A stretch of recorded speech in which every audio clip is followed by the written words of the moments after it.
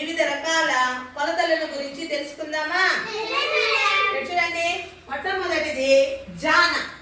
జాన అంటే చిటికెన వేల నుండి బొటన వేల వరకు ఉండేదానిని జాన అంటారు. మనం ఇట్లా చేసి ఆపుతాం కదా, ఈ బొటన వేల నుండి చిటికెన వేల వరకు ఉండే దూరాన్ని జాన అంటారు. ఇప్పుడు ఫర్ ఎగ్జాంపుల్ ఈ నల్లబల్ల పొడవు కొలవాలంటే జానల్లో చూడండి, 1 2 3 4 5 6 7 8 9 ఎన్ని జానలు ఉంది? ఈ విధంగా జానలతో కొలుస్తాం, సరేనా? అదే విధంగా ఇక్కడ ఈ 4 వేలు ఉంది చూడండి, బొటన్ వేలు లెక్కేమో. ఈ 4 వేల మధ్య దూరాన్ని బెత్త అంటారు. చూడండి, ఇక్కడ ఈ చిటికెన వేలు నుండి ఈ వేలు ఉంది కదా, చూపుడు వేలు, ఈడ వరకు ఉండే దూరాన్ని బెత్త అంటారు.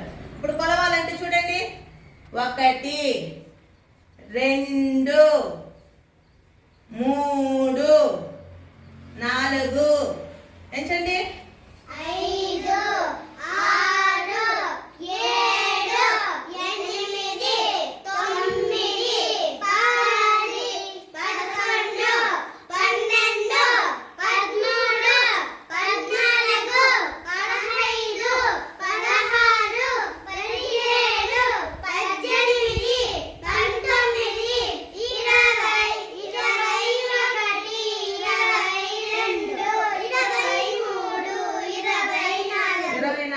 కొద్దిగా స్థలం మిగిలింది.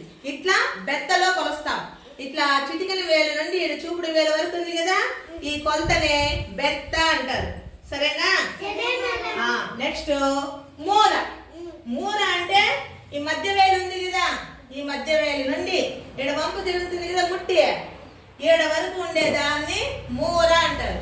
ఇప్పుడు చూడండి, ఈడుందా, ఇక్కడ నుండి ఈ ముట్టి వరకు ఉండేదాన్ని మూర అంటాం. ఏమంటాము? మూరతో దేని కొలుస్తాము? ఏ వస్తువులు కొలుస్తాం మూరతో?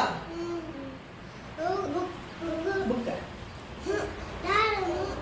దారము, పూలు, ఇవన్నీ కూడా మూరలతో కొలుస్తాం. ఎవరి దగ్గర పూలం దగ్గర పోయి మనం ఏమని అడుగుతాము? 2 మూరలు పూలు ఇమా అని అడుగుతాం కదా, వాళ్ళు ఎట్లా కొలిచిస్తారు? ఇక్కడ మధ్య వేలు ప్రారంభం నుండి ఈ గెలుపు వరకు పెట్టి కొలిస్తే దాన్ని మూర అంటారు, సరేనా? నెక్స్ట్ అడుగు. అడుగు అంటే ఇక్కడ బొటన వేలు ఉంది కదా, ఈ బొటన వేలు నుండి కాలి మడమ ఉంది కదా, ఇక్కడ వరకు ఉండే దూరాన్ని అడుగు అంటారు. చూడండి, ఈ బొటన వేలు నుండి ఈ